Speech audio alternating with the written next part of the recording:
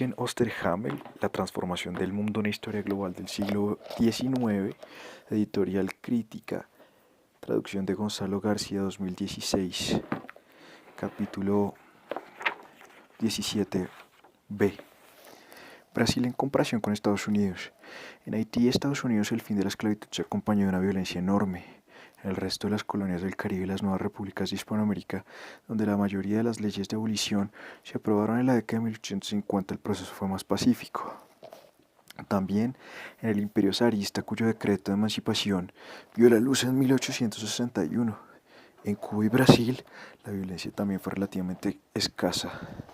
No hay consenso entre los historiadores al respecto de si la esclavitud latinoamericana fue menos brutal para los afectados que la del Caribe y Estados Unidos.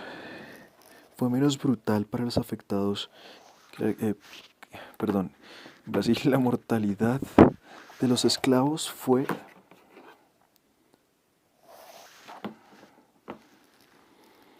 netamente superior que el sur de Estados Unidos hasta el final mismo del sistema, lo que parece ser un argumento en contra. O sea, está claro que tanto en Brasil políticamente independiente como en la colonia española de Cuba, la esclavitud contó con el apoyo de fuerzas poderosas. De otro modo, no habría durado hasta 1886 y 1888 respectivamente. En Brasil, a principios de la década de 1880, los propietarios esclavistas todavía defendían su propiedad con las armas en la mano.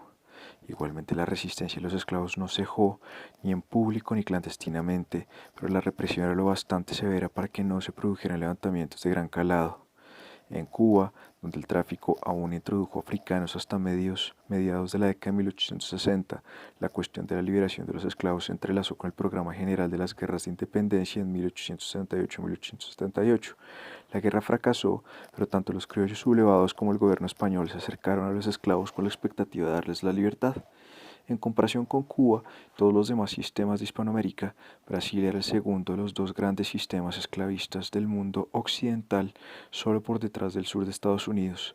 La abolición de la esclavitud no se produjo de golpe como en Estados Unidos, sino con la entre comillas ley de oro que la infanta regente Isabel firmó en 1888 como espectacular último acto de gobierno en la monarquía, al final de un proceso de progresiva pérdida de importancia de la esclavitud durante el cual ya se había realizado numerosas emancipaciones. Por efecto de la presión británica, en 1831 Brasil había promulgado una ley que prometía la libertad de todas las personas que llegaban al país en calidad de esclavos. Pero la ley se esquivó con incontables trampas por la vía del tráfico ilegal. En la década de 1840 incluso se incrementó la entrada de esclavos por esta vía. No hubo medidas eficaces contra la importación de esclavos hasta 1850, entre otras razones por el temor a que los barcos negreros propagaran el cólera. En consecuencia, el precio de los esclavos ascendió y las liberaciones se estancaron. En Brasil, la manumisión siempre había sido mucho más fácil que en el sur de Estados Unidos y había más probabilidades de lograr la libertad. Mientras los comerciantes y traficantes traían reemplazos de África para los dueños de los esclavos brasileños, era económicamente racional permitirles que compraran la libertad para adquirir nuevos esclavos con ese dinero. En Estados Unidos la posibilidad se perdió cuando se dejó de importar esclavos en 1808 y los precios subieron mucho. En Brasil ocurrió lo mismo. Hacia mediados de siglo, aunque con gran diversidad regional, la importancia de la esclavitud para la economía brasileña empezó a menguar, primero en las ciudades, luego en las plantaciones azucareras, que se iban modernizando con molinos de vapor, recibiendo mano de obra libre contratada por inversores británicos, y por último también en las regiones cafeteras. A diferencia de en el sur de Estados Unidos, en el momento de su abolición, la esclavitud ya no era una institución económica potente. Se mantenían los sectores y las regiones poco productivos, técnicamente atrasados y con redes de transporte deficientes. El hecho de que el camino hacia la abolición fuera relativamente pacífico se debió a la coincidencia de tres factores. En primer lugar, el centro de gravedad de la economía se trasladó de la producción azucarera del nordeste hacia los cafetales en expansión del sur, donde los inmigrantes del sur de Europa tenían un papel cada vez mayor. La esclavitud perduró más donde el mercado laboral era insaciable, pero los empresarios veían cada vez más claras las ventajas de trabajo de los inmigrantes libres.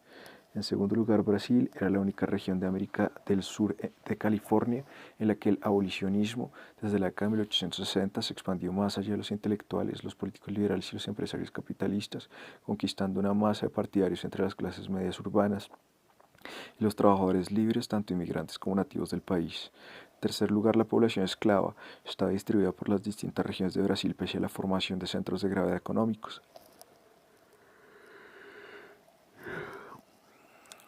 Por lo tanto, la cuestión no dio origen a una polarización simple entre regiones libres y carentes de libertad como había ocurrido en Estados Unidos, donde culminó el intento de secesión. En mayor medida que en el Caribe y el sur de los Estados Unidos, en sus últimas décadas de existencia, la esclavitud como forma de trabajo había quedado obsoleta.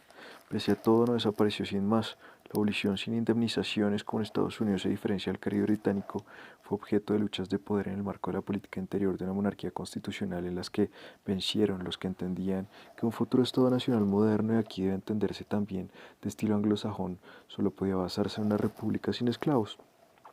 En última instancia, como en Estados Unidos, la decisión también se decantó hacia ese lado por las huelgas masivas de los propios esclavos que de forma espontánea abandonaron las plantaciones por miles. Así pues, la larga historia de ascenso y caída de la esclavitud y la entre comillas segunda servidumbre de la civilización entre comillas occidental llegó a su conclusión definitiva en la década de 1880.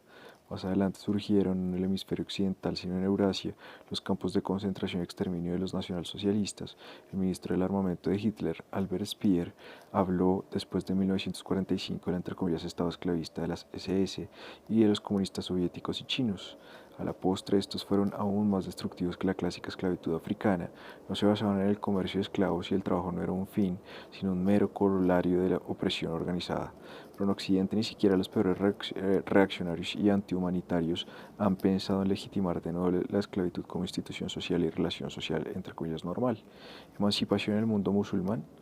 La evolución de la esclavitud en el mundo musulmán tomó otro curso. Contaba con la aprobación tradicional, pero en el siglo XVIII sufrió un retroceso. En el segundo tercio del siglo XIX, sin embargo, en muchos lugares creció la demanda de productos para la exportación y se volvió a emplear a muchos esclavos para darle respuesta. No fueron característicos los grandes complejos de plantaciones y la posesión de esclavos a pequeña escala. Un ejemplo relevante es el auge del algodón egipcio en las décadas de 1860 y 1870, provocado por la guerra civil estadounidense que cortó el abastecimiento algodonero de las fábricas europeas. Simples campesinos egipcios tuvieron ocasión de hacerse con esclavos negros del continente. Al mismo tiempo, creció la demanda estatal de trabajadores forzados y soldados de esclavos, y en amplios sectores de Egipto se tuvo a concubinas de la zona del Mar Negro como símbolo de estatus. También en Anatolia, Irak o las regiones musulmanas de la India era habitual encontrar esclavos en las tareas domésticas o agrícolas. Se cree que en los países islámicos el uso de servidumbre en la producción empezó a menguar desde la década de 1880. Sin embargo, las ideas de los intelectuales que lideraban la opinión, en este caso sobre todo juristas religiosos, y el sistema de valores general de la sociedad no eran tan contrarios a la esclavitud como lo habían sido en el occidente atlántico. Las propuestas de abolición súbita y radical de la esclavitud nunca gozaron de influencia política. Una excepción temprana fue la del bey de Túnez, Ahmad al-Hussein, que en 1846, 2 años antes que Francia y como primer soberano de la historia musulmana, sentó las bases para la erradicación en su país. En el caso de Ahmad se unieron convicciones personales con el empeño de dotar a un país débil de mayor prestigio ante la gran potencia abolicionista Gran Bretaña y a la vez privar a Francia de cualquier excusa para que intervinieran en los dominios de Túnez. El bey Ahmad que visitó París a finales de 1846, tuvo el placer de recibir a los liberales franceses palabras de admiración como paladín entre comillas civilizado de la libertad. Pero Ahmad fue solo una excepción.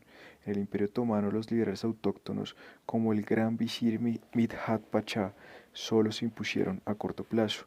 El sultán Abdulhamid II fue muy reticente a combatir el tráfico de esclavos de África y el Cáucaso, y tampoco puso fin a la antigua práctica de la servidumbre en el harén. En 1903 aún había 194 eunucos y casi 500 mujeres en su serrallo sultánico. La esclavitud no retrocedió claramente hasta la revolución de los jóvenes turcos en 1908, aunque después de 1915 una parte de los armenios que sobrevivieron fueron reducidos a una condición que no distaba gran cosa de la esclavitud. En Egipto, el Khedive Ismail, que en otros aspectos mostraba abiertamente mucha simpatía por los valores occidentales, fue el mayor propietario de esclavos del país. Solo con la ocupación británica a partir de 1882 se puso fin a todas las formas de esclavitud. Irán se sumó pronto, como otros estados del Oriente Medio, a la Convención de Bruselas y contra el tráfico de esclavos en 1890. pero lo que en verdad comportó la prohibición de la esclavitud en 1928-1929 fue la modernización laica y radical del Shah Reza, a imitación de Turquía. Frenada por las diferencias de opinión entre las numerosas escuelas de derecho locales en las zonas musulmanas del mundo, de la abolición se desarrolló de un modo más lento y moderado que en Occidente. Por lo demás, no todos los actos de abolición obedecían a la presión occidental. Hubo también una base autóctona, con respaldo en algunas lecturas del Corán, que sin embargo antes de la Primera Guerra Mundial casi nunca pudo ser el fundamento de una intervención legal enérgica por parte del Estado Nacional.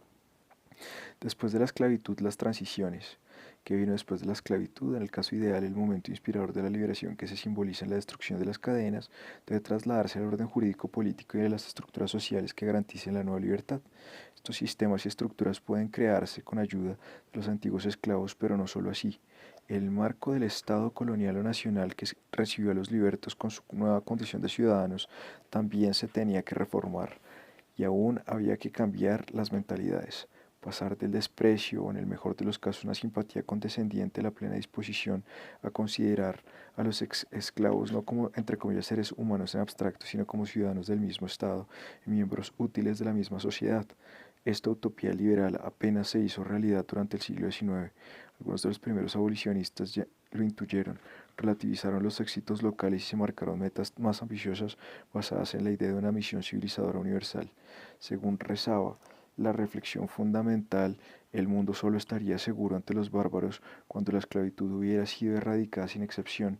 Algunos de los defensores de la abolición británica de la esclavitud fueron especialmente activos en la fundación de la Sociedad por la Civilización de África, African Civilization Society, en 1840. Buena parte del establishment victoriano, desde el príncipe consorte Alberto hasta varias docenas de parlamentarios, apoyaron esta asociación. Una de las primeras acciones de la sociedad fue enviar una expedición antiesclavista a la zona del Níger en el África Occidental en 1841-1842. Este viaje aventurero, que no estaba libre de segundas intenciones imperialistas, topó con incontables dificultades sobre el terreno y no pudo hacer realidad sus elevados propósitos, pero es relevante como ejemplo claro de aquella conciencia misionera universal que impulsó a algunos antiesclavistas a principios del siglo XIX. Las acciones espectaculares de esta clase, como los posteriores viajes africanos del mismo David Livingstone, derivaban de los impulsos de liberación originales cristianos, humanitarios y patrióticos de los primeros abolicionistas, pero tales impulsos tuvieron tan poca importancia en la hora de establecer del sistema posterior a la emancipación. Aquí casi siempre era necesario resolver los problemas localmente sin apenas transferencias transnacionales. La diversidad de la evolución posterior dificulta sobremanera la comparación. Los estudios microhistóricos de casos aislados son los más acreditados, estudian destinos vitales documentados, la transformación de una plantación esclavista concreta en un mosaico más o menos dependiente de parcelas de pequeños campesinos, o la transición casi imperceptible para los afectados de la esclavitud a otras formas legales de relación forzosa. Cuando se opta por un término general se habla entre comillas sociedades posemancipatorias. Estas sociedades se diferencian entre sí por rasgos objetivos, tales como el número y porcentaje de esclavos en el total de la población, la variante intensidad del racismo imperante, las posibilidades del ascender o adquirir propiedades, el peso de la violencia, la diversidad de expectativas vitales de hombres y mujeres, en suma, los entre comillas grados de libertad. La economía de las plantaciones no se destruyó en todas partes. En Haití desapareció y con ello la actividad exportadora. El país experimentó una caída drástica del Producto Nacional. En Jamaica, que siguió siendo una colonia británica, ocurrió algo parecido pero menos radical.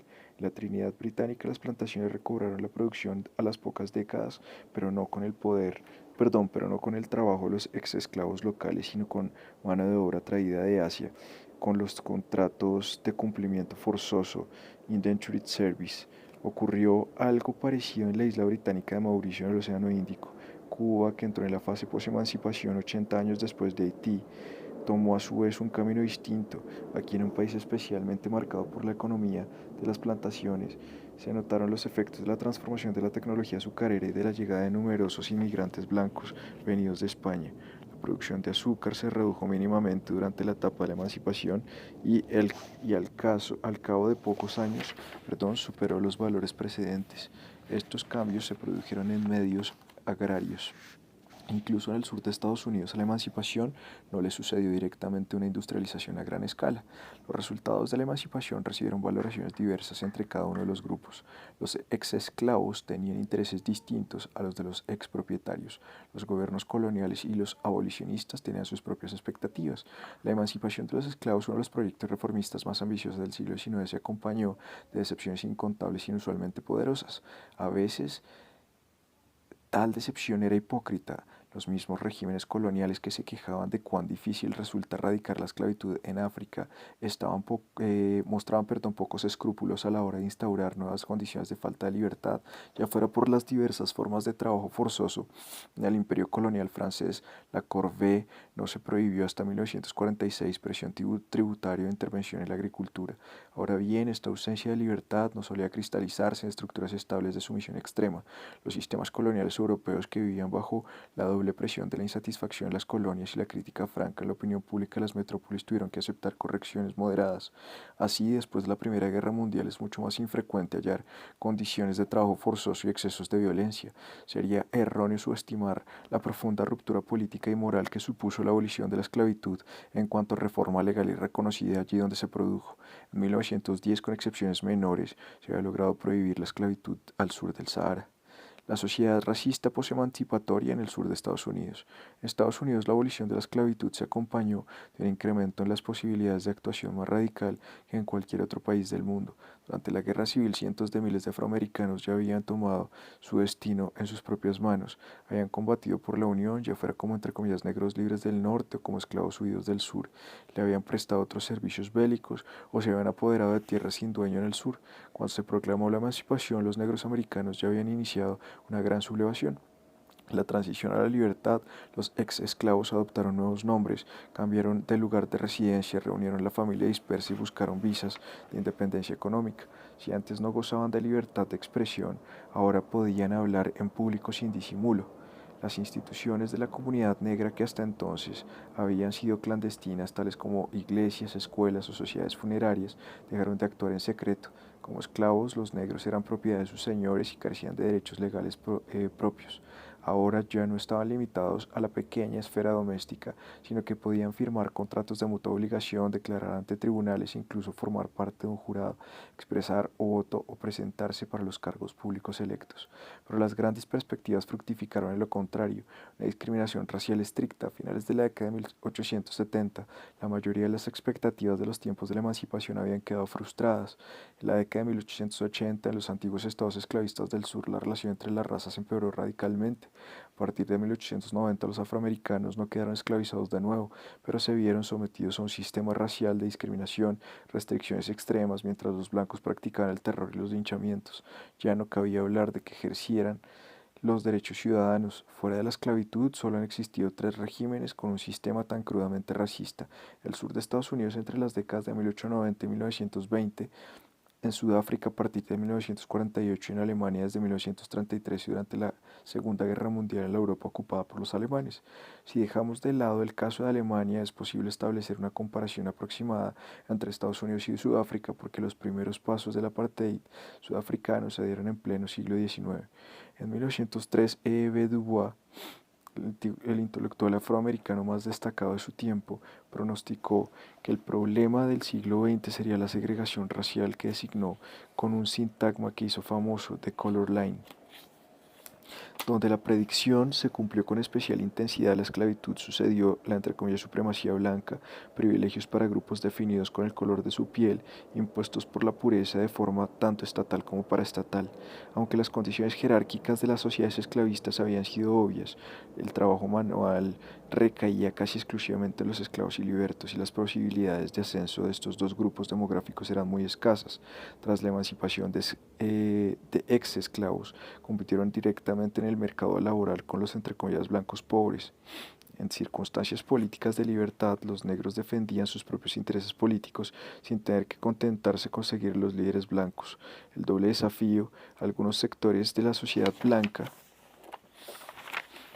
respondieron con discriminación, desdén y violencia. El racismo era una premisa de este pensamiento y las estructuras correspondientes que a su vez lo potenciaron.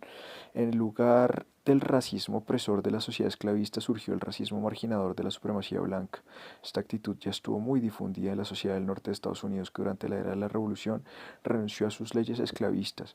En el, entre comillas, nuevo sur de finales del siglo XIX se amplió y radicalizó, socavando la 14ª enmienda de la Constitución de Estados Unidos, que declara que toda persona, entre comillas, nacida o naturalizada en el país es un ciudadano con los mismos derechos legales.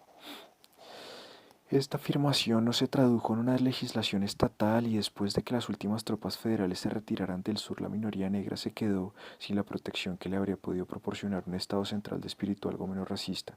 El nuevo sistema racista del sur, cuyo símbolo es el Ku Klux Klan, activo desde 1869, alcanzó la virulencia máxima hacia el cambio de siglo. Se fue moderando desde la década de 1920 y no cayó hasta los años 60 con el movimiento por los derechos civiles. Sudáfrica, Estados Unidos, Brasil, donde surgieron sistemas racistas. Aunque las diferencias con Sudáfrica son tan grandes que no se puede establecer una comparación plena, hay ciertas relaciones cruzadas que son reveladoras. Los pros de ambos países, entre los que apenas hubo influencia mutua, no fueron sincrónicos. La liberación de los esclavos de Sudáfrica se produjo casi 3 décadas antes de que la del sur de Estados Unidos. En 1914, sin embargo, los dos países ya disponían de las ideologías e instrumentos de la jerarquización y marginación racial. A partir de la década de 1920, Sudáfrica fue más allá que el sur de Estados Unidos al convertir el apartheid en un principio fundamental de la legislación nacional.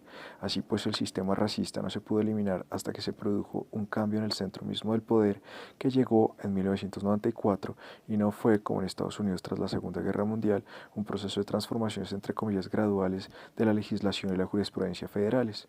En ambos casos tuvieron mucha importancia los movimientos negros pro derechos civiles, que contaron con el apoyo de liberales blancos. En ambos países, los sistemas racistas de los primeros años del siglo XX tenían raíces históricas muy anteriores. Las ideologías del, entre comillas, trabajo libre, representadas en un caso por el norte industrial, en el otro por la presencia británica del Cabo, entraron en conflicto con la voluntad de los Boers y la oligarquía de las plantaciones sureñas, que aspiraban a una democracia puramente blanca, supremacista y basada en el opresor racial y el monopolio del poder político. Las guerras de 1861 y 1865 en Estados Unidos y en 1899 y 1902 en Sudáfrica, ambas guerras de secesión, se decidieron a favor de las fuerzas del capitalismo liberal, de forma aplastante en Estados Unidos, muy ajustada en Sudáfrica. Al cabo de una década y media en Estados Unidos y de cerca de la mitad de este tiempo en Sudáfrica, los dos bandos blancos respectivos llegaron a acuerdos a expensas de la población negra. En 1910, el Imperio Británico dio autonomía a los colonos blancos de Sudáfrica. En un proceso de reunificación, entre comillas, nacional, restringida a los blancos, la mayoría negra de la población se vio privada de los derechos que había poseído, o al menos se le habían prometido. Estados Unidos al norte, una vez concluida la reconstrucción en 1877, renunció a impedir que los estados del sur privaran de sus derechos a la población negra y erigieran, entre comillas, barreras de color. En el norte de Estados Unidos, desde luego, pese a toda la discriminación real de la vida cotidiana, en principio nunca se les volvió a vetar del derecho de sufragio. La discriminación legal siguió siendo una peculiaridad legal que no llegó a convertirse en norma nacional. En los primeros años del siglo XX, el humanitarismo, que hubo impulsado los procesos de abolición en Sudáfrica de forma más bien indirecta como importación colonial de los movimientos británicos, habían desaparecido de su política. La batalla contra la, entre comillas, supremacía blanca duró muchas décadas.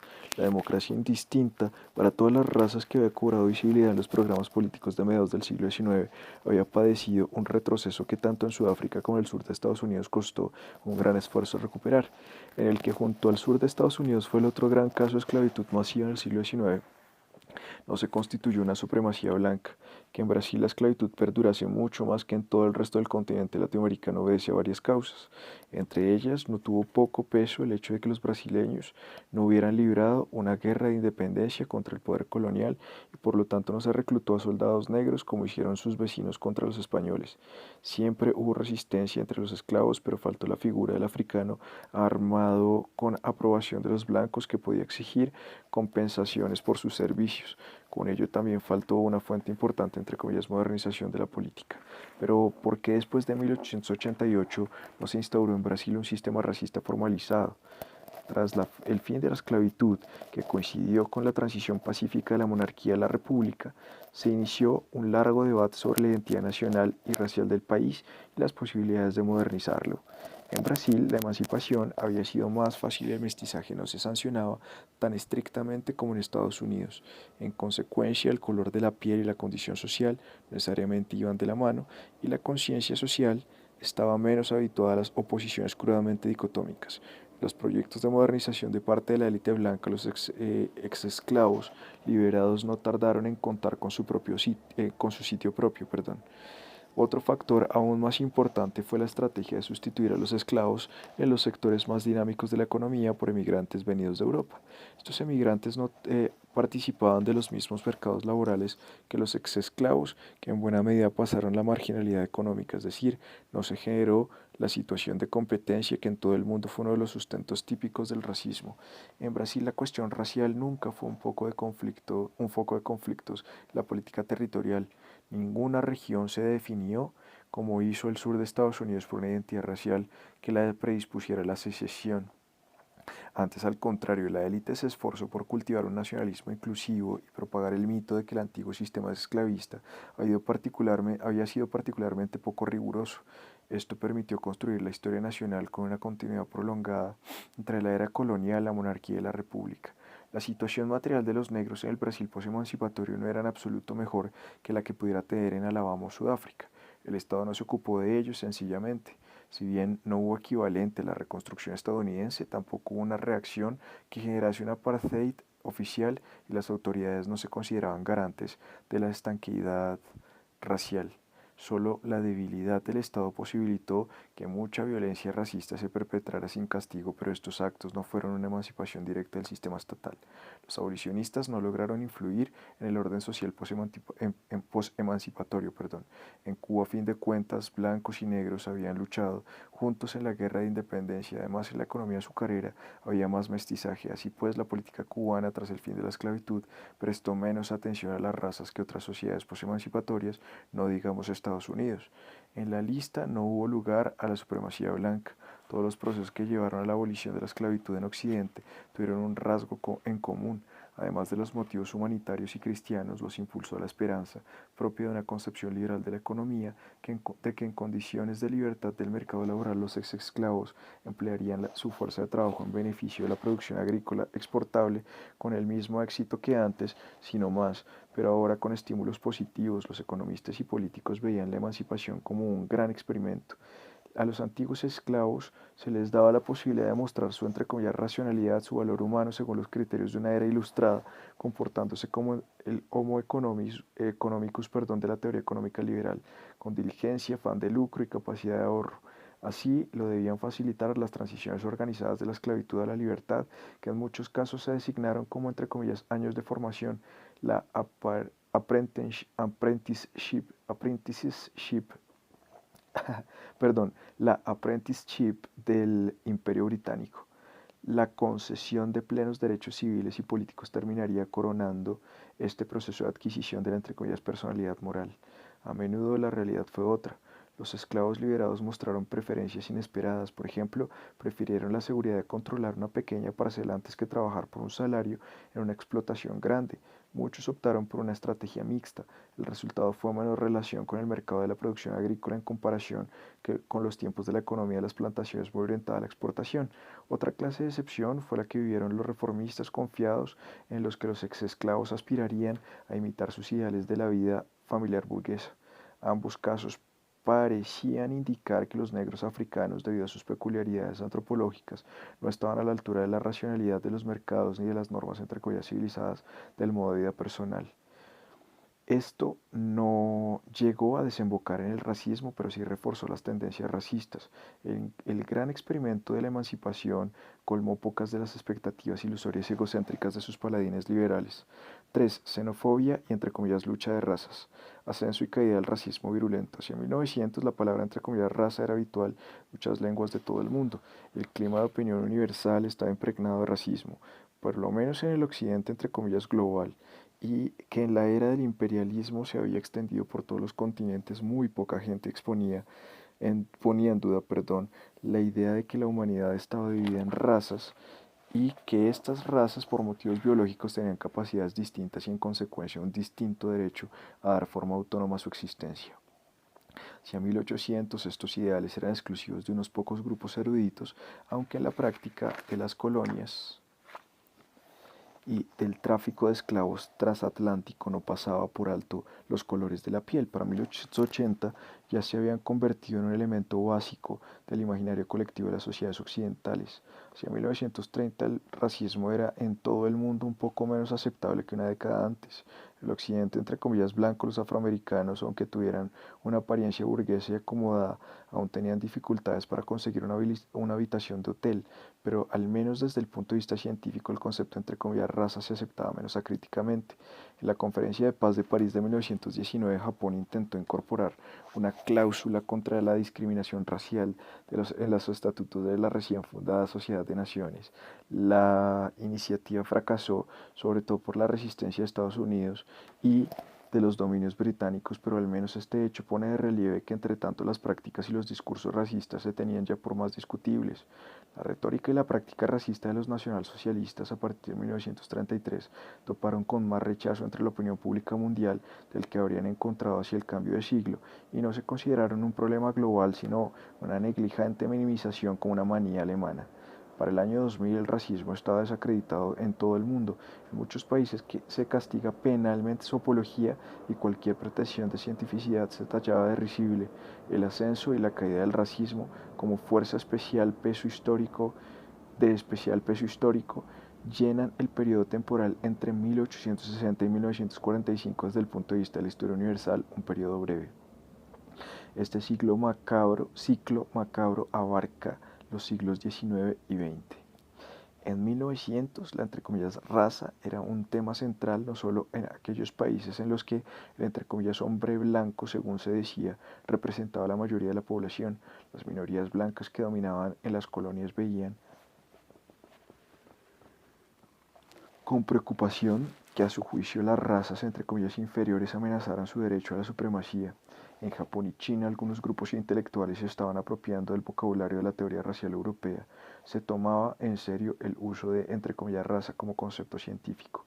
Los biólogos y etnólogos lo usaban con singular profusión y también se extendió a las disciplinas anejas. Cuando se hablaba de los entre comillas pueblos no se hacía en referencia a comunidades unidas por la voluntad política demos, como en las décadas precedentes, sino cada vez en alusión a comunidades de origen, de raíz biológica, etnos. El discurso racial también permeaba en la entre comillas izquierda política. Los socialistas desarrollaron incluso su propia eugenesia, disciplina que pretendía planificar una entre comillas herencia genética sana para, se decía, lograr el advenimiento de una sociedad igualitaria ideal. Ahora bien, en su mayoría el pensamiento racista era propio de la entre comillas derecha política, contradecía ideas ilustradas como la igualdad natural del ser humano, sus derechos naturales por nacimiento, su aspiración a la libertad, la paz y la felicidad. El pensamiento racista tendía a ser más colectivista que individualista, sobre todo en Alemania los conceptos de Volk y Völkisch, entre comillas pueblo y un adjetivo específico de este campo semántico fueron los más habituales, aunque las teorías de los entre comillas pueblos y las racistas no eran idénticas en todo, incluían la idea entre comillas darwinista social de una guerra de razas en la que era necesario someter entre comillas a los más débiles. Se corría el peligro de que los blancos perdieran esa guerra. Algunos de los primeros teóricos raciales eran pesimistas y en las colonias, con la actitud de la entre comillas melancolía imperial, muchos esperaban que el hombre blanco caería agotado por el rigor de los trópicos. El pensamiento racista cultivaba versiones y objetos de odio, judíos y personas de otro color de piel, demócratas, socialistas y feministas, jefes de Estado, estudiosos y la plebe, que no tenían nada más en común, podían compartir las ideas racistas. Las teorías raciales tenían obsesión por el cuerpo y la corporalidad.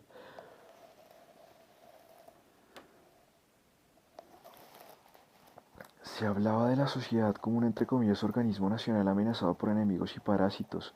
La vieja fisionomía del siglo XVIII reapareció como doctrina sobre la expresión corporal de la entre comillas inferioridad racial, la predisposición criminal que algunos criminólogos sostenían que era hereditaria.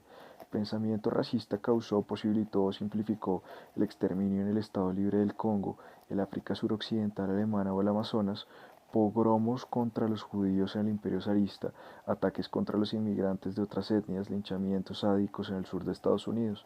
La agresividad y el temor estaban muy relacionados.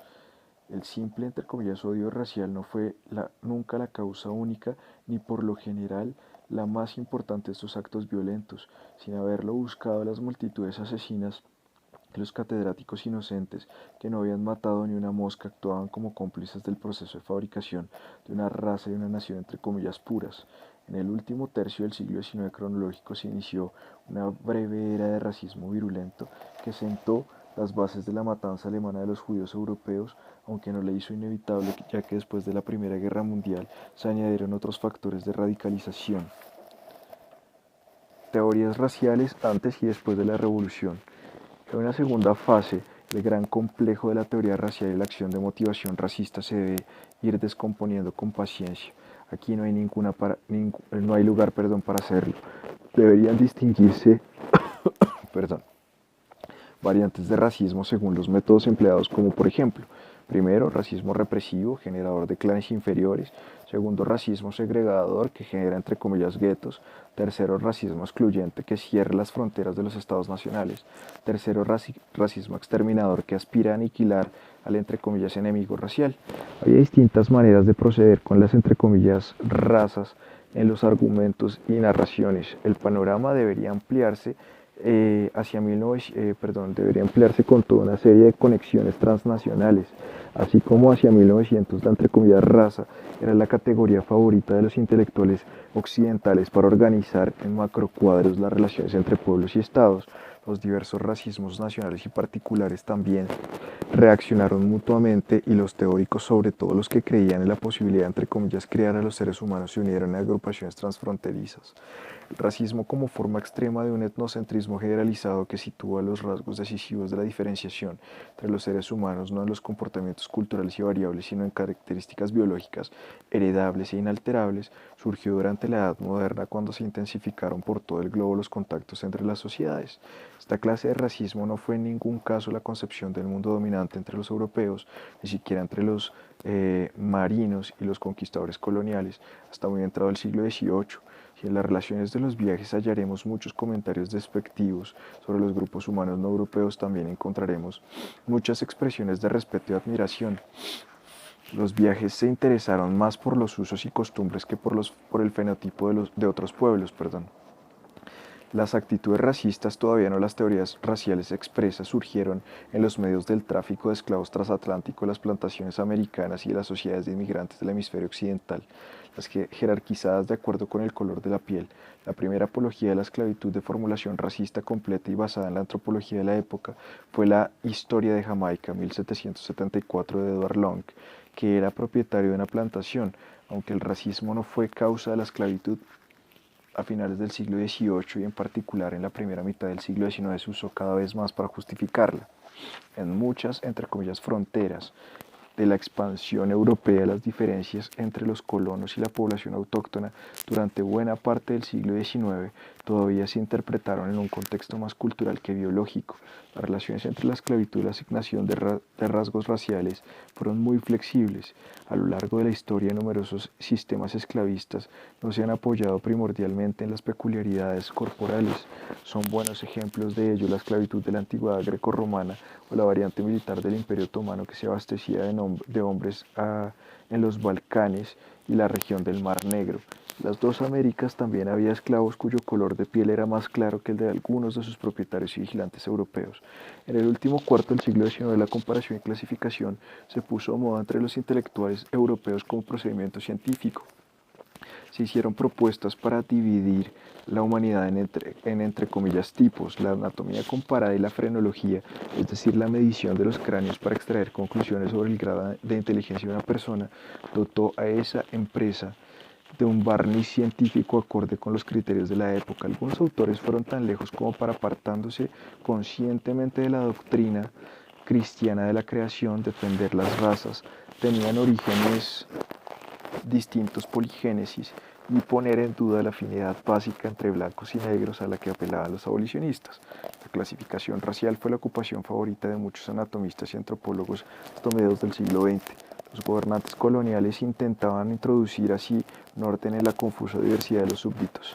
Al igual que la frenología, un tema popular durante todo el siglo XIX, manifiesto en las ferias universales y las exposiciones coloniales, como los Völkerschau alemanes, Völkerschau, perdón, como los Völkerschau alemanes.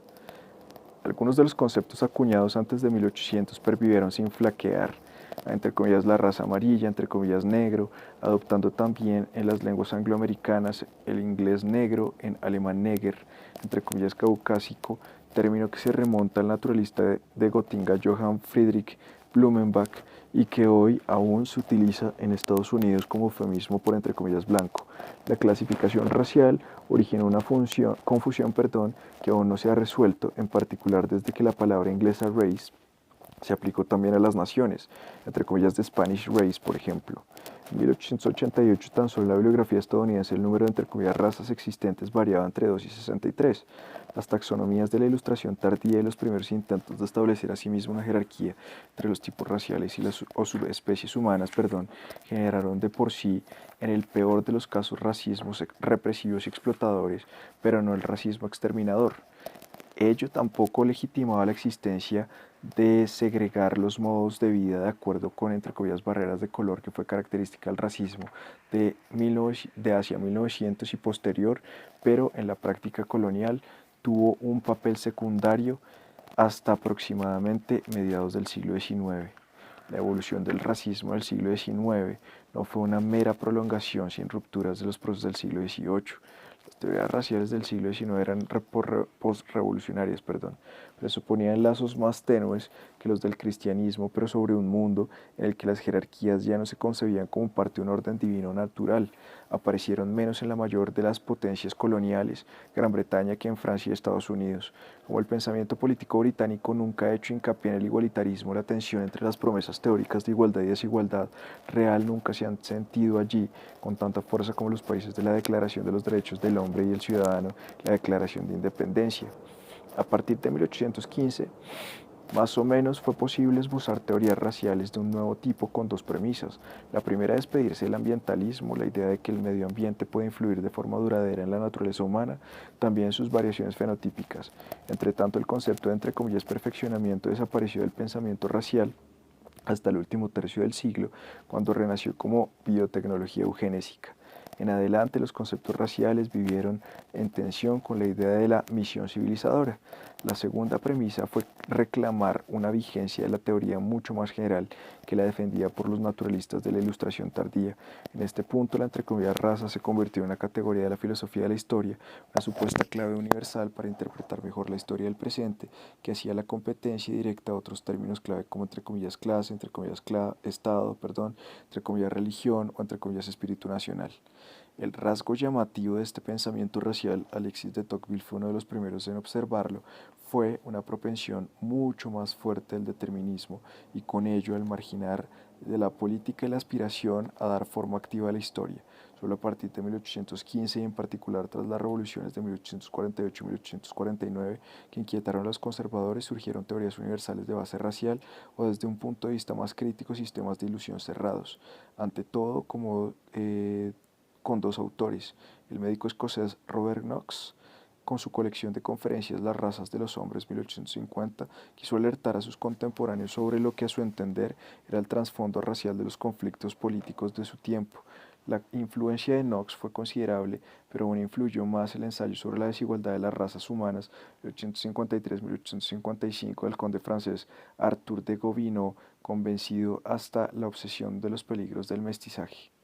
Gobineau y Knox fueron solo dos autores tempranos y destacados en el panorama de los discursos raciales europeos y norteamericanos, que aumentó con rapidez desde mediados de siglo aproximadamente. Los científicos nunca habían renunciado al tema, aunque uno de los más notables, Alexander von Humboldt, siempre fue netamente contrario a toda clase de teoría racial. Luego la revolución de la biología y la antropología de Charles Darwin y sus primeros continuadores alteró los parámetros del debate. Entre los principales autores del pensamiento racista posterior a la era de la Revolución, los estudiosos y escritores alemanes tuvieron un peso relativamente bajo. En la nueva situación de una Europa transformada por los acontecimientos vividos entre 1789 y 1815, en la que ya no primaba la dinámica revolución contra revolución, sino la propia afirmación nacional, algunas voces buscaron la estela del filósofo Johann Gottlieb Fichte, Discursos a la Nación Alemana, 1807-1808, una unidad étnica, entre comillas, del pueblo Völkisch, que por el momento no se podía constituir por medio de la acción política, inspirados por la nueva historiografía que se interesaba en especial por los orígenes, como por ejemplo el origen del Estado romano, se entregaron a fantasías y conjeturas sobre el, entre comillas, componente germánico de los alemanes. La categoría de lo, entre comillas, germánico era híbrida, una mezcla ambigua de factores culturales y biológicos que luego se pudo interpretar de varias maneras. En manos de los nacionalistas románticos sirvió para demostrar la superioridad del propio pueblo frente a los vecinos del este, los eslavos, y del oeste y el sur, pero en última instancia también frente a las antiguas culturas de referencia de Grecia y Roma. Incluso en Inglaterra nunca había sido ni sería un territorio fértil para el pensamiento racista extremo. La teoría ya no se contentaba con derivar el presente de la comunidad y la legislación del medievo normando bajo el lema de la, entre comillas, antigua constitución, sino que buscaba las raíces nacionales en los anglosajones paganos. En una época de lenta expansión de la industrialización, ya no solo en los países, entre comillas, germánicos de Europa, se empezó a investigar las raíces precristianas del propio, entre comillas, carácter nacional e imaginar al respecto. Así surgieron nuevas, entre comillas, epopeyas nacionales como Kalevala finlandés, cuya redacción final es de 1849, que el médico y recopilador de poemas Eliot Lyonroth compuso como un mosaico en verso a partir de fuentes originales. Casi todos los países de Europa, aunque precisamente Finlandia no, quedaron fascinados por su propia teoría de los orígenes, entre comillas, siendo germánicos o entre comillas arios, lo que al principio tenía más que ver más, con las raíces comunes de sus lenguas que con los vínculos biológicos. Su éxito se fundaba en una contraposición engañosamente simple entre comillas arios y entre comillas semitas.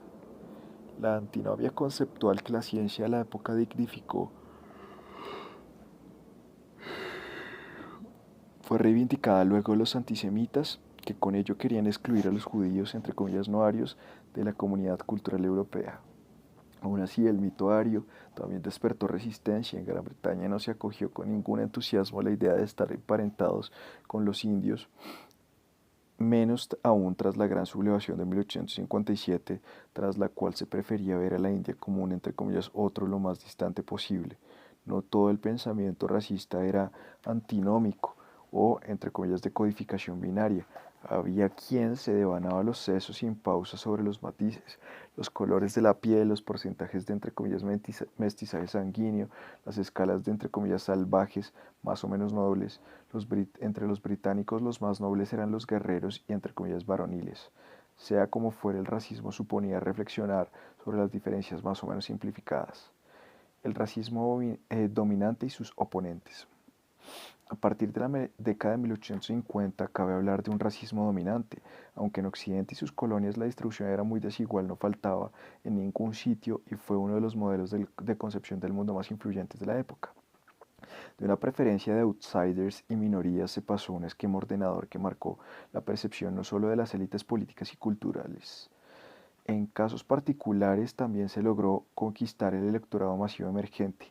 Parecía natural mirar a las, entre comillas, razas inferiores con, en el mejor de los casos, una condescendencia bien intencionada. Se podían formular en público con impunidad expresiones de un racismo extremo que en 1820 habrían sido indispensables para en 1960 motivo de escándalo. La producción racista llegó a su culminación con el escritor británico Houston Stewart Chamberlain, yerno de Richard Wagner, cuya obra Die Grundlagen des, des 19 Jahrhunderts, entre comillas, fundamentos del siglo XIX, 1899, que fue leída en toda Europa, al poco de publicarse, ejerció una gran influencia sobre la ideología racial nacionalsocialista. Sobre todo en los círculos del racismo austriaco, en la línea de Gobineau, se empezó a hablar sin descanso de la raza y la sangre. La política internacional también podía interpretarse como una, entre comillas, guerra de razas, por ejemplo, en el caso de la influyente Liga Panalemana, al Deutscher Verband, como conflicto fatal entre el mundo, entre comillas, germánico y el, entre comillas, eslavo. Asia parecía amenazar con el, entre comillas, peligro amarillo de los trabajadores baratos de China y la marcha de las columnas japonesas. Desde luego también hubo ejemplos de personas que como ha afirmado David Bryan Davis, se libraron de, entre comillas, racismo oficial de la cultura occidental. Una dramática intervención en ocasión de los escándalos de la bahía jamaicana de Morant, John Stuart Mill se posicionó contra la polémica racista de su colega de escritura Thomas Carlyle. Otros expresaron dudas sobre la idea de que la civilización moderna pudiera provenir de los germanos o los, entre comillas, arios. W. E. B. Du Bois, como figura señera de los intelectuales afroamericanos, y Franz Boas, como fundador de la etnología y la antropología cultural en Estados Unidos, que había nacido en Alemania, libraron durante décadas campañas contra un racismo que se las daba de científico. Rudolf Virchow también se opuso con su autoridad como gran naturalista. Los fundadores de la sociología como nueva ciencia, Emil Durkheim, Max Weber, Georg Simmel, Wilfredo Pareto, se mostraron desde el principio en contra del espíritu de la época al no aceptar factores biológicos ni genéticos en sus explicaciones. En esta generación de pioneros también hubo sociólogos con una base racial como el austríaco Ludwig Gumplowicz, pero desde el punto de vista científico llegaron al callejón sin salida. Tras la Primera Guerra Mundial empezó asimismo la caída de la respetabilidad científica de las clasificaciones raciales, al menos en Gran Bretaña y Estados Unidos. Estado, racismo y política con los foráneos. Otro rasgo más del racismo dominante tras la década de 1860 fue su carácter estatal. Los racismos anteriores habían tenido el carácter de conductas personales. De esta época aspiraba de por sí a hacerse realidad como sistema racial. Para ello necesitaba la ayuda del Estado. En otras palabras, los racistas debían conquistar el poder estatal. Esta meta solo se alcanzó al sur de Estados Unidos en la Alemania nacionalsocialista, la Italia fascista y el Japón del periodo aproximado de 1931 a 1945 mostraron tendencias parecidas, pero no llegaron a ser estados plenamente constituidos como racistas, y en la antigua colonia de Sudáfrica. Las colonias europeas no fueron estados plenamente racistas que hubieran elevado el racismo oficial al principio rector de la ideología y la práctica. En general imperó la regla de que los súbditos coloniales, que en su mayoría también eran contribuyentes fiscales, pero no menos valiosos que los blancos, debían ser tratados, entre comillas, con decencia. Como novedad del último tercio del siglo XIX, los gobiernos de los estados nacionales y en menor medida los imperios consideraban que debía procurar la homogeneidad cultural y, entre comillas, pureza étnica en el interior de sus fronteras. Durante los dos primeros tercios del siglo XIX, las clases inferiores vieron incrementarse mucho la libertad para elegir residencia a través de las fronteras estatales. Desaparecieron muchas restricciones de paso. Hacia finales del siglo la tendencia se invirtió. Se reintrodujeron los pasaportes y los controles de entrada y salida. Los estados nacionales erigieron muros de documentación que de diversa altura. En Gran Bretaña siguió siendo una excepción liberal. Antes de la Primera Guerra Mundial, los ciudadanos del Reino Unido no tenían carnets de identidad.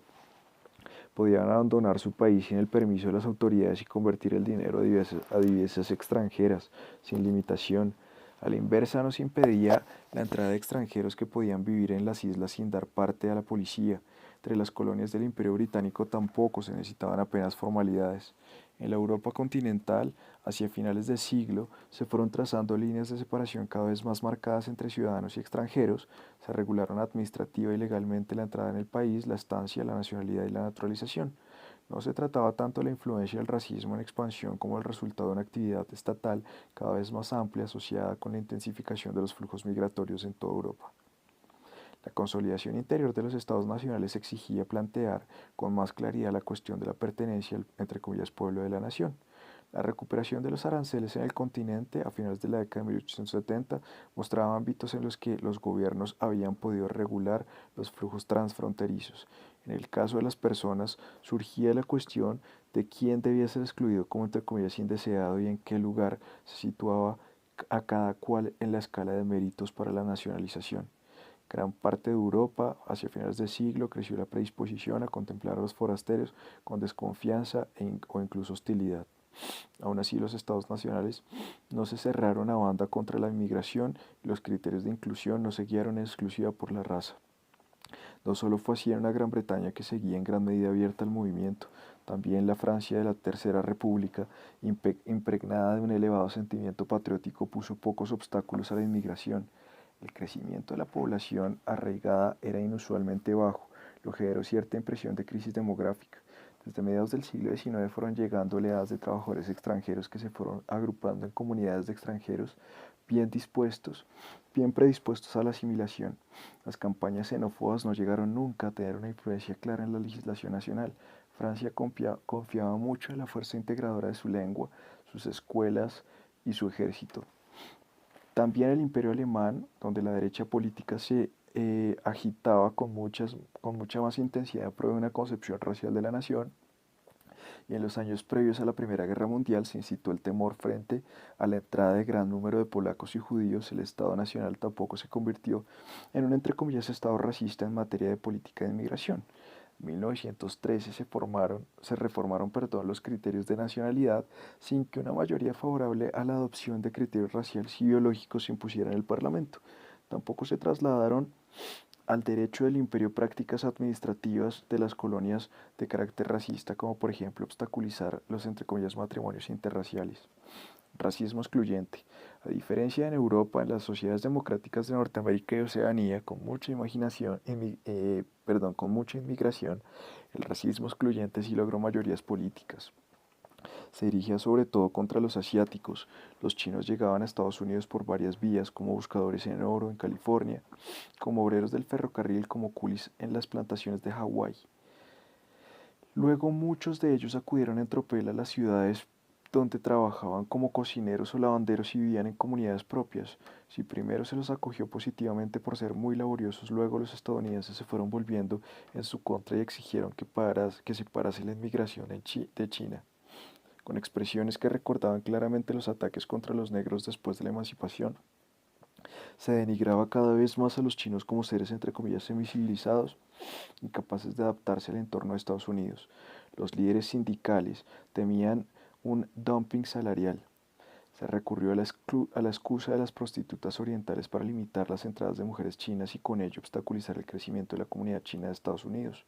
Sobre todo en California hubo asaltos con muertos y heridos, al estilo de los pogromos.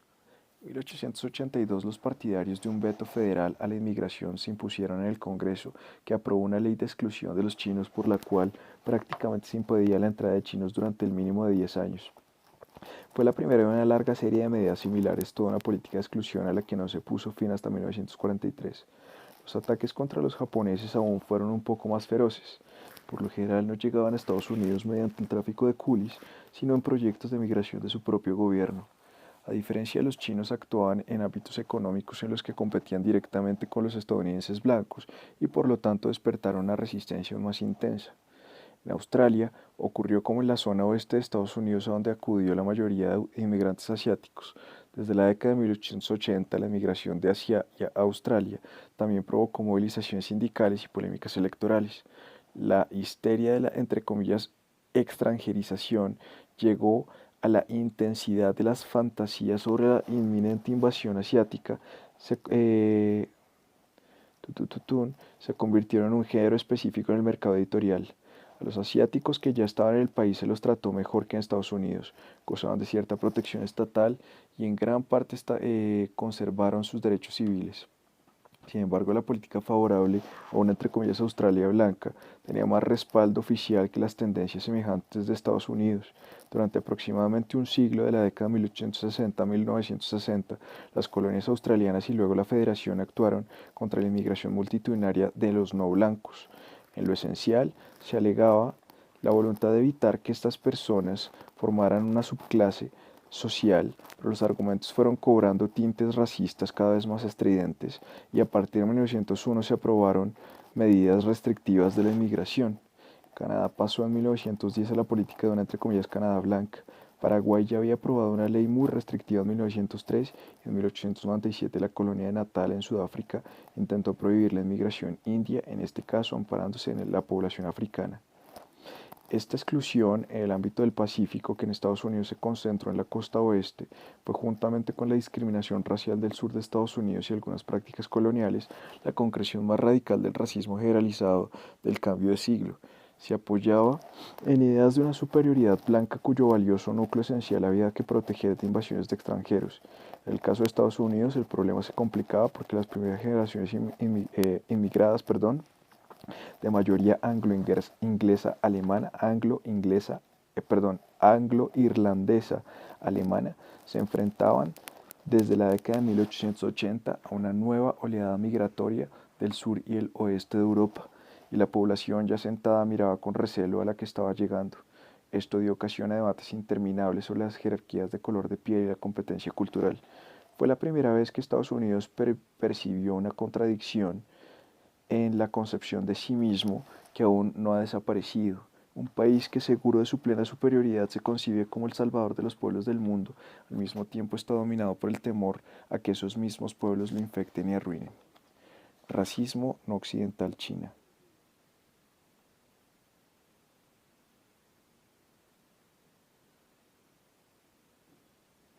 Por descontado, según las ideas de la Europa, las ideas de la época, todo Estado nacional soberano tenía derecho a determinar quién podía vivir dentro de sus fronteras. En China, decenas de miles de personas salieron a la calle para protestar contra las restricciones para emigrar a Estados Unidos, pero también porque el país no había tenido ocasión de replicar con la misma moneda. En 1860 se había obligado a China a aceptar la libre entrada de extranjeros. Así pues, no faltaban los motivos para hacer salvedades legales con los foráneos, pero no había base para un racismo excluyente. No había una minoría étnica que hubiera sido esclavizada con anterioridad. Durante muchos siglos los judíos, número reducido de ellos, fueron súbditos bien integrados del emperador. No había una hostilidad contra los judíos que pudiera dar origen al antisemitismo. Aún así, en China no es difícil hallar discursos sobre la entrecomillada raza. Antes, al contrario, el país podría servir como ejemplo de que en el siglo XIX el racismo no fue exclusivo de Occidente. Los prejuicios raciales de que hoy, en una situación mundial marcada por el sentimiento de la culpa postcolonial, que se consideran un defecto específico de la conciencia occidental blanca, también se manifestaron claramente en sociedades no occidentales. El caso de China es aún más interesante para el siglo XIX porque tradicionalmente eran prejuicios poco desarrollados. La China imperial conocía toda clase de estereotipos sobre los entre comillas bárbaros y había tomado nota de las particularidades físicas de los pueblos extranjeros con los que uno podía encontrarse en las fronteras del imperio. Sin embargo, se entendía que, aunque el bárbaro era un ser culturalmente deficiente, no tenía culpa en ello y se les podía hacer el favor de civilizarlo. En el pensamiento tradicional de China nunca se dio el paso de la diferencia cultural a la biológica. La situación cambió a finales del siglo XIX a consecuencia de los nuevos contactos con Occidente. En comparación con los pueblos asiáticos vecinos con los que se había tratado durante siglos, los europeos y norteamericanos resultaban aún más extraños por cultura y apariencia física. Si se añade que la aparición de los occidentales fue en extremo agresiva, la combinación facilitó que las antiguas concepciones de los entre comillas bárbaros se injertaran elementos de la no menos antigua demonología de la religión popular. Así se hablaba entre comillas diablos extranjeros Yang o entre comillas bárbaros pelirrojos Hong Mao Fan. Estos estereotipos negativos se trasladaron también de forma indirecta a los africanos, aunque por norma general los chinos no tenían ocasión de toparse con visitantes de África. Sin embargo, parecía un consuelo que hubiera otras víctimas del imperialismo europeo que a juicio de señores coloniales estuvieran aún por debajo de los chinos. No hubo un racismo chino hasta que hacia finales del siglo XIX se difundieron en China las teorías raciales occidentales. La segunda premisa fue la destrucción de la concepción del mundo sinocéntrica debido a la derrota militar frente a Japón en 1895 que se percibió como catastrófica. Al buscar un nuevo sentido al lugar de China en el mundo, los portavoces de la intelectualidad encontraron atractiva la idea de la guerra de las razas, Song. Se puso afán en establecer jerarquías de las razas como ya hacía más de 100 años que era costumbre en Europa. Inevitablemente los africanos, a los que se aplicaban los mismos prejuicios más graves de los entre comillas blancos, siempre ocupaban el rango inferior. Algunas voces pedían eliminar sus peculiaridades físicas mediante la migración, cambios en la alimentación, mestizaje y esterilización, la entre comillas raza amarilla, como dijo generalizando, hasta que hacia 1915 concluyó una etapa provisional de armonía sino-japonesa. No era en ningún caso inferior por naturaleza a la blanca. Blancos y entre comillas amarillos en realidad estaban enredados en una batalla por la supremacía mundial. En Europa estas ideas estaban representadas por la extrema derecha del espectro político, pero en China eran características de los reformadores del cambio de siglo. La liberalización política y la modernización social debían servir para fortalecer a China para la guerra de las razas. Para este fin se quería derrocar a la dinastía Qing. El hecho de que estuviera encabezada por la dinastía Manchú, no Han, no había tenido un gran peso en las críticas iniciales. A través de la lente de la teoría racial, ahora los extranjeros manchúes parecían ser una raza inferior contra la que era justo actuar con todos los medios posibles. Esas amenazas de los intelectuales durante la Revolución de 1911 en algunos lugares de China derivaron en masacres perpetradas no solo contra soldados manchúes vencidos, sino también contra sus familias, aunque no en todo el país y no como estrategia de los revolucionarios. Otro tema racial, por último, fue convertir la figura ancestral del emperador amarillo desde el héroe de un culto mítico al antecesor biológico de la entrecomillada raza amarilla. Aún así, en China, este motivo nunca adquirió la relevancia que tuvo el embellecimiento paralelo de la genealogía imperial japonesa, transformado en uno de los pilares básicos del culto del emperador desde la era Meiji. El ejemplo chino muestra que el pensamiento racista nació en Europa ni se podía imponer fácilmente a otras sociedades que no habían llegado a esas ideas por su propia evolución, ni se difundía allí sin más por sí mismo. Hizo falta que grupos especiales de fuera de Europa, en su mayoría pequeños círculos de intelectuales, tuvieran noticia de esas teorías, las estudiaran y las adaptaran para aplicarlas según sus propios fines.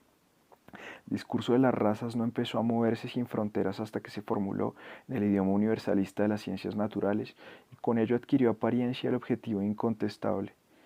A su vez, esta movilidad requería de un clima de opinión singular que fue el de finales de siglo, cuando incluso los negros americanos que defendían los derechos humanos y civiles y los protopanafricanistas consideraban natural pensar con las categorías de la diferencia entre comillas racial y apoyaban sus proyectos políticos en la supuesta uniformidad de la, según se la denominaba, entre comillas, raza negra, negro race.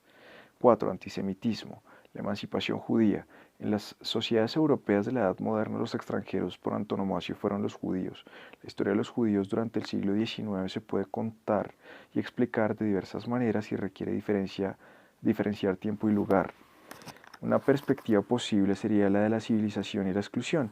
El siglo XIX fue la época de éxitos sin precedentes en la historia de la comunidad religiosa judía. Como ha descrito el gran historiador Jacob Katz, aproximadamente entre 1770 y 1870 las comunidades judías de la Europa occidental vivieron en su modo de vida conjunto un cambio más profundo que el de todos los demás grupos de la población europea comparables por su magnitud. Cambió, entre comillas, la esencia de toda su vida social, en suma experimentaron una revolución social.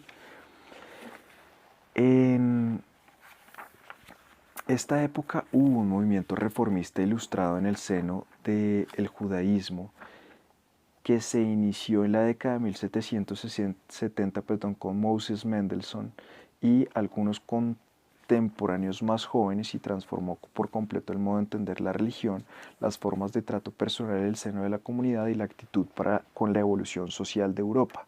Esta autorreforma judía, que algunos de sus protagonistas interpretaron como autocivilización, supuso adaptarse con mesura al entorno a la vez que se preservaba el núcleo de la identidad judía. El proceso condujo a la emancipación, es decir, la mejora de la situación legal de los judíos, a veces incluso la equiparación porque las fuerzas liberales y progresistas de los gobiernos de la Europa occidental optaron por apoyar las reformas. Sobre todo en Alemania y Francia, la emancipación de los judíos fue vista como un proceso entre comillas de civilización e integración guiado por el Estado. Esta interacción de impulsos internos y externos puso a una parte cada vez más numerosa de la población judía en situación de poder aprovechar las oportunidades económicas de una Europa en vías de modernización. En toda Europa, al oeste del imperio zarista, cayeron los muros de los guetos en los que los judíos habían vivido hasta entonces. Se les abrieron carreras en la economía y las profesiones liberales y mucho menos al servicio del Estado, que siguió vetándoles el acceso en gran medida. La minoría activa y exitosa de la emergente burguesía europea era de religión judía. Un judío Benjamín Disraeli llegó a ser el primer ministro de la primera potencia del mundo y pudo usar el título de conde de Beaconsfield. Hombres de origen judío, algunos bautizados en el cristianismo, llegaron a la cumbre de la vida cultural del continente. Félix Mendelssohn Bartholdy adquirió fama europea como compositor y director de orquesta. Giacomo Meyerbeer dominó los escenarios operísticos en la generación situada entre el enmudecimiento de Rossini y el ascenso de Verdi.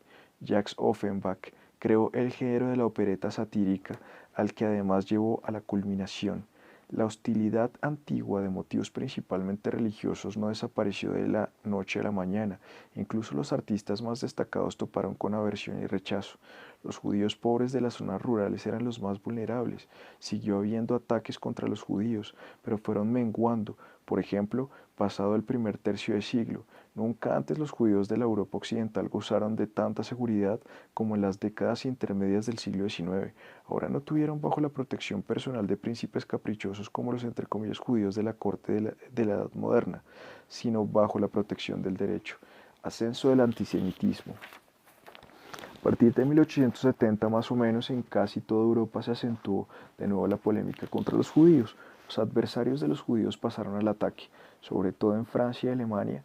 La vieja imagen teológica de los judíos no se abandonó por completo, sino que se completó con argumentos laicos y racionalistas.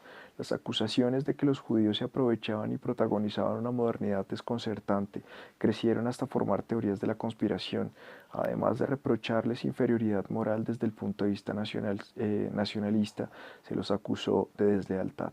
Bajo la influencia de un nuevo pensamiento de raíz biológica se fue armando una construcción de los judíos como entre comillas raza propia.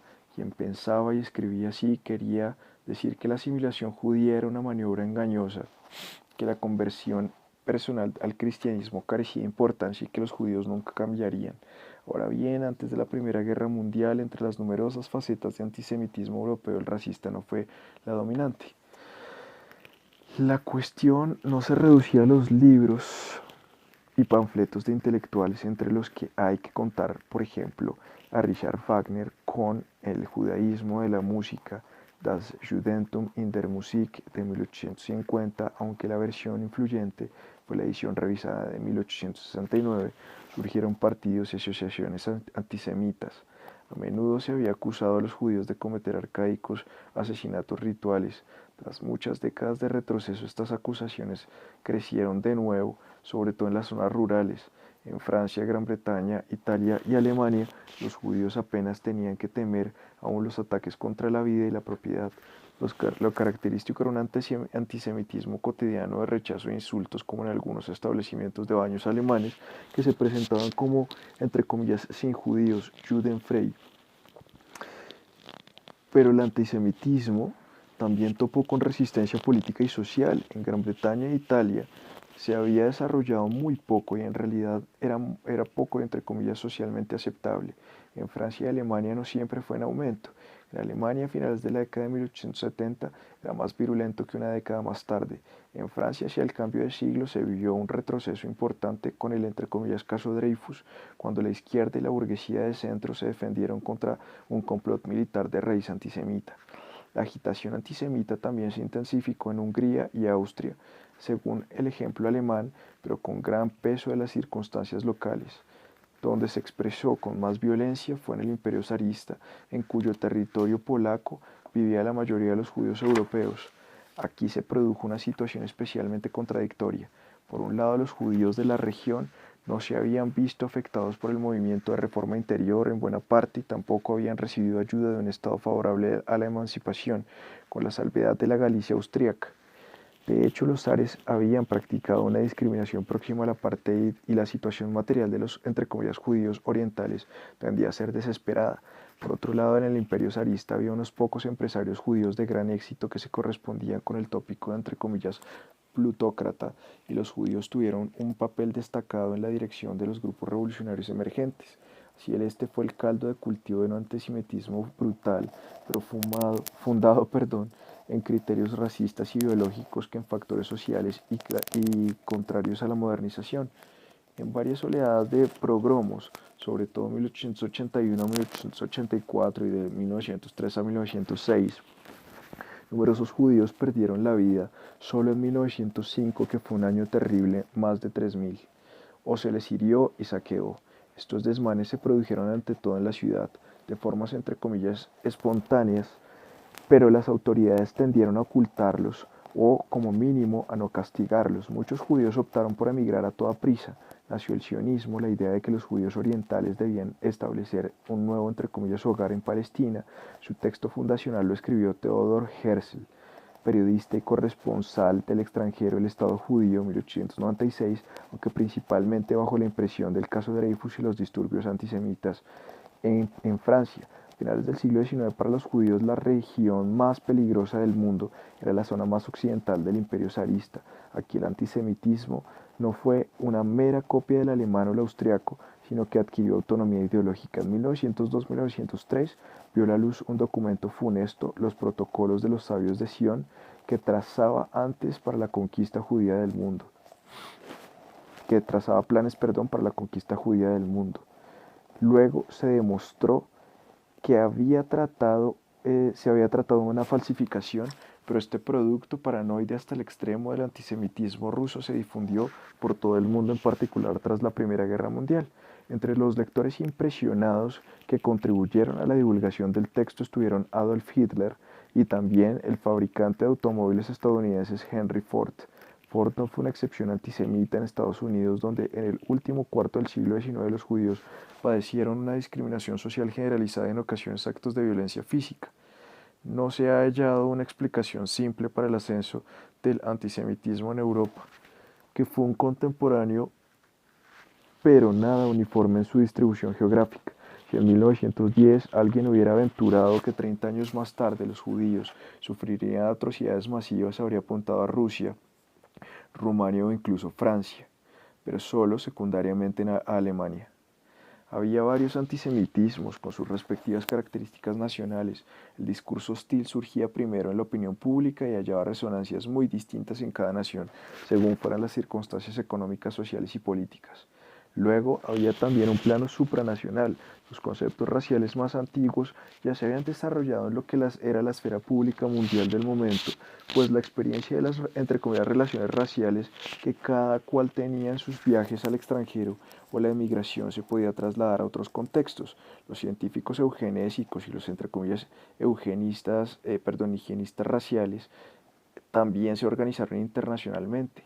Ahora bien, el antisemitismo solo fue, entre comillas, transnacional en un sentido limitado. A veces era principalmente local. Hacia 1900 tenía mucha importancia en Viena, que desde 1897 estuvo gobernada por el alcalde antisemita Karl Lueger, pero no necesariamente en otras ciudades de Austria. Un caso particular, la Europa continental.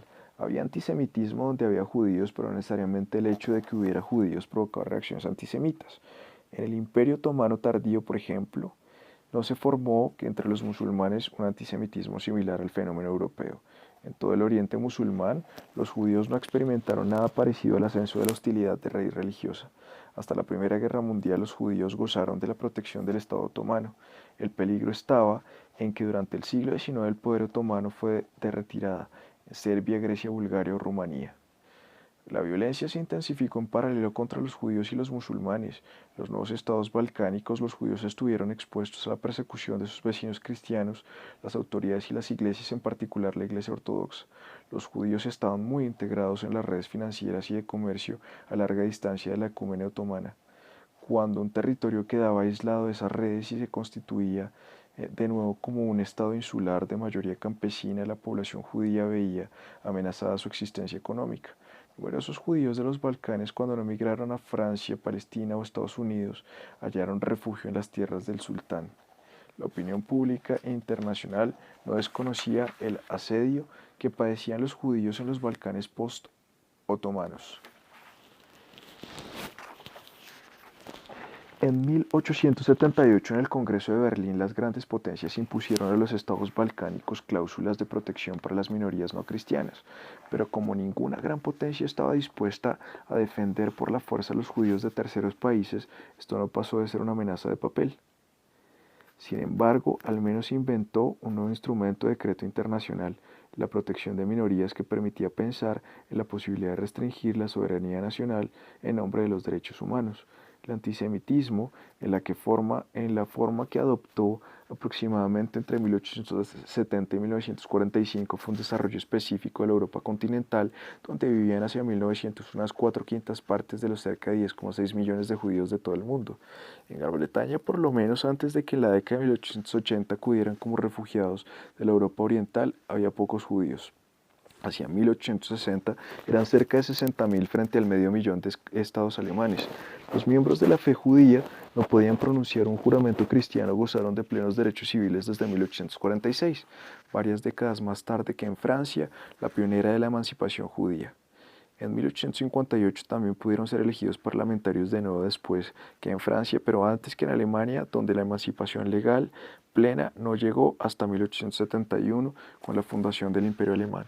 En Gran Bretaña, desde luego, nunca hubo una, entre comillas, cuestión judía estilo de la que se plantea en la Europa continental.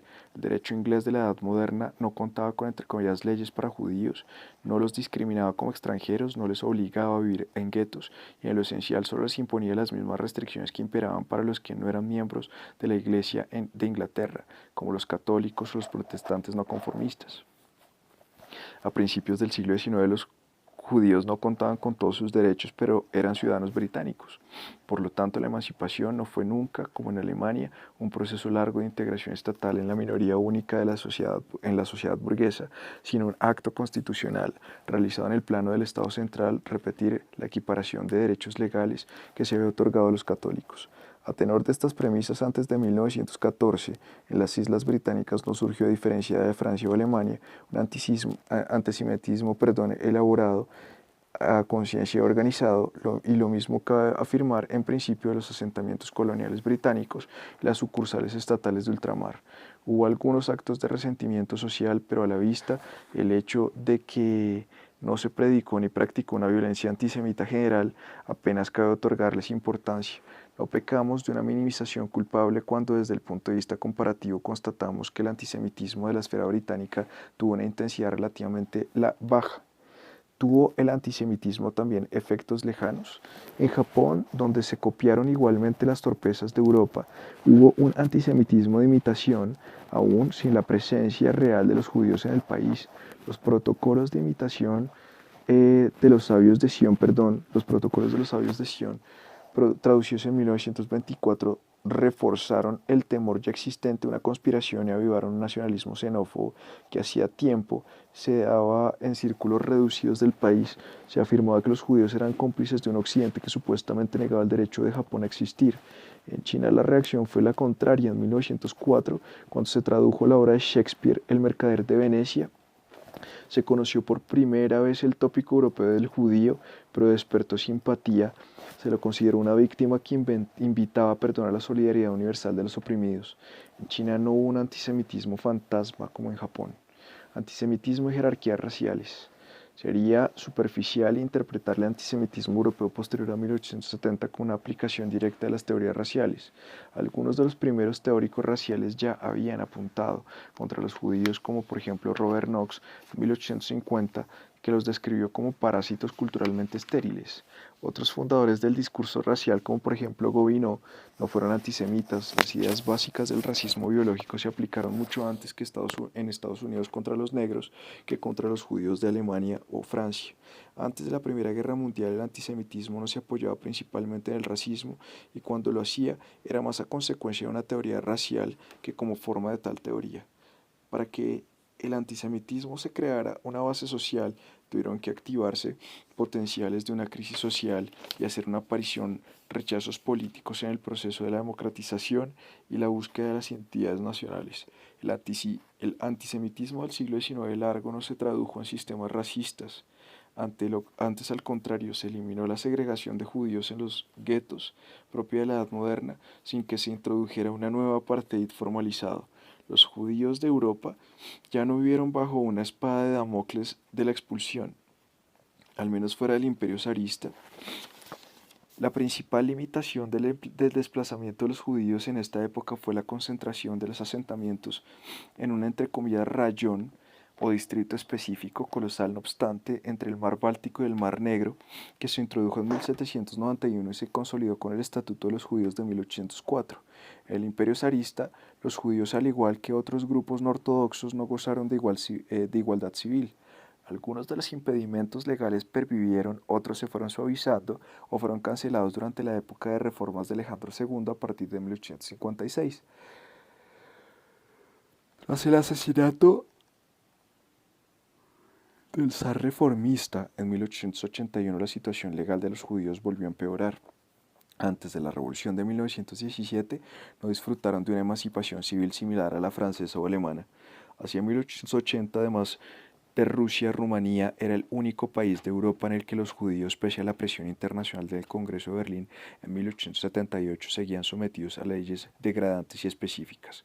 Los últimos grandes guetos judíos fueron eliminados a partir de mediados del siglo, en 1852 en Praga, en 1870 en Roma. El antisemitismo en Europa, al oeste de Polonia, fue, como la agresión contra los afroamericanos tras la guerra civil, un fenómeno posterior a la emancipación. Se enmarca en el contexto de una delimitación más definida entre los, entre comillas, nacionales, la mayoría, y los, entre comillas, extranjeros, minorías errantes o cosmopolitas. Si en 1900 se podía recurrir para todos estos casos tan distintos de exclusión o un vocabulario racista de justificación en la teoría y en la práctica. Esta inclusión no siempre tuvo corolarios imperiales. La lógica del racismo radical ya lo encontramos en Robert Knox. El dominio imperial evita el contacto necesariamente estrecho con las personas de otras etnias. Antes de la guerra de exterminio que emprendieron los alemanes de la Europa oriental a partir de 1941, la historia del imperialismo y el colonialismo, nunca había habido casos en los que el poder sobre los otros pueblos se ejercitara con el fin de hostigar o aniquilar por sobre todos los pueblos, por sobre otros pueblos, se ejercitara con el fin por motivos racistas, perdón. A su manera, el colonialismo siempre tenía algunos tonos constructivos. El siglo XIX, la expansión colonial había respondido mucho más a la misión civilizadora que al racismo. A la inversa, fueron precisamente racistas radicales los que defendieron devolver a África a los americanos negros o más adelante deportar a Madagascar a los judíos europeos.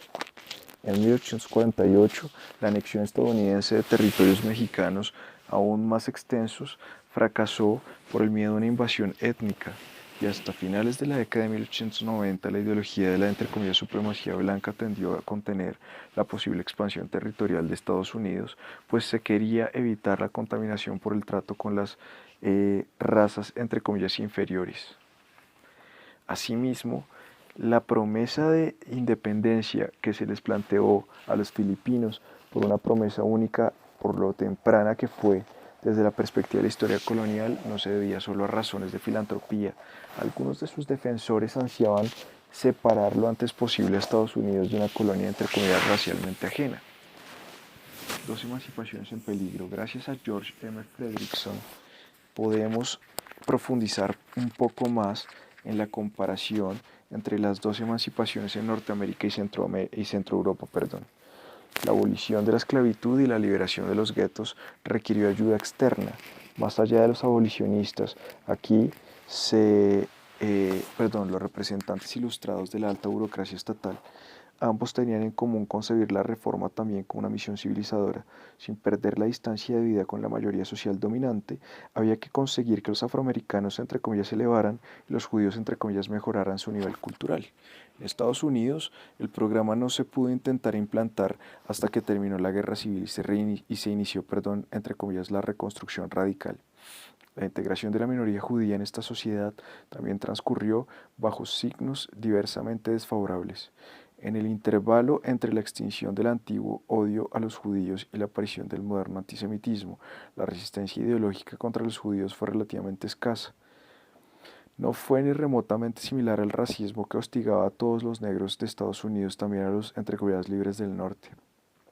Este racismo se intensificó cuando se le puso fin a la Reconstrucción en 1877, casi el mismo en que emergió el doble brote del discurso antisemita en Alemania y Francia y los pogromos en el Imperio zarista. En ambos lados del Atlántico, la crisis económica internacional a partir de 1783 y la caída de las fuerzas liberales en la política interior, por lo menos en Estados Unidos y en Alemania tras la ruptura de Bismarck con los liberales y el Imperio zarista, agravaron la situación. Judíos y negros perdieron con ello unos aliados importantes.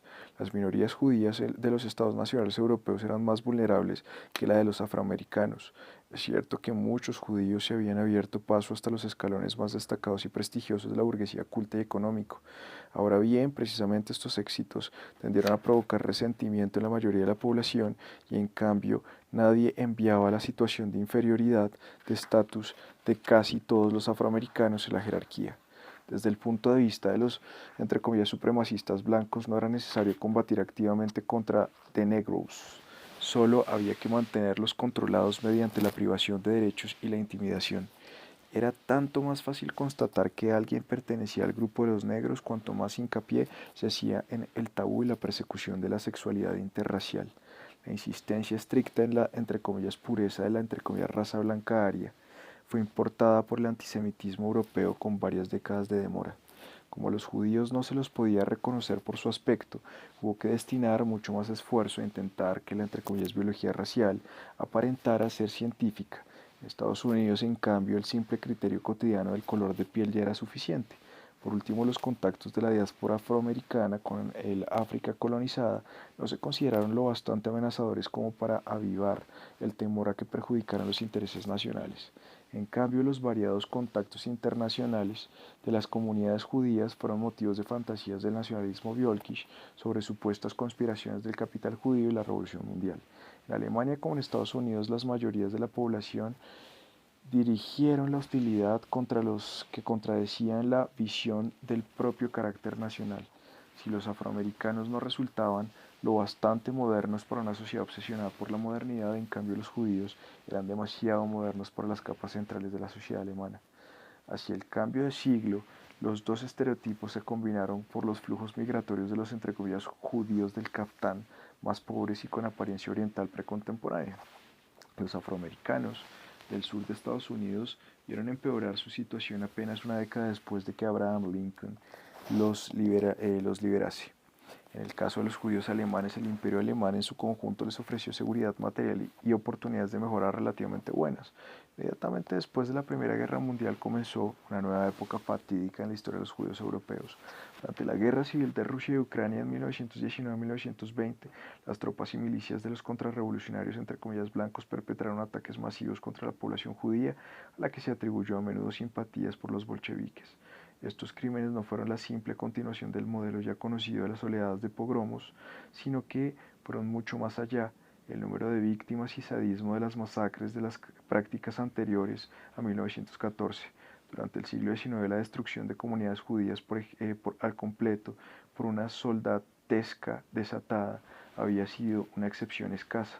En la década de 1920, cuando la posición de los afroamericanos ya había empezado un lento retroceso de mejora, se cernió también sobre Alemania y partes de la Europa centrooriental, en particular Rumanía, un antisemitismo exterminador que hasta entonces solo había sido una amenaza retórica, aislada, sin la colaboración de los recursos del poder estatal. Entre el antisemitismo anterior a 1914 y la política que puso en práctica el nacionalsocialismo desde 1933, no había ningún camino directo. Fin del capítulo 17.